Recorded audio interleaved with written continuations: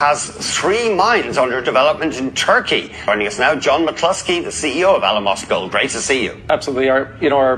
We've invested probably $100 million in Turkey over the last 9 years or so. We were very successful with exploration. So after initial very modest investment, we ended up finding roughly 3 million ounces of gold there, where all the value added is.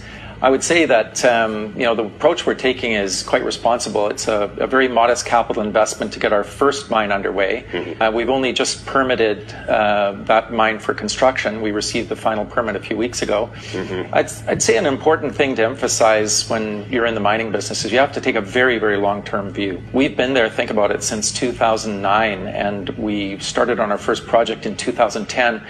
We won't see our first production until 2020, mm-hmm. and we've got about 15 years of production out in front of us from that point forward. So, of course, you don't want to rejoice in Turkey's misfortune, I know, but the plunge in the currency makes it even cheaper to build stuff there, presumably. True enough. I mean, when we did our feasibility study on Karazli, the first project we're developing, the currency rate we used was 2.9 lira to the dollar. That's going to have a fairly significant impact on our capital spending because something like 65% of our construction costs will be lira denominated. So that does benefit us to some extent. But on the other hand, you've got very, very high inflation. Mm-hmm. And to that extent,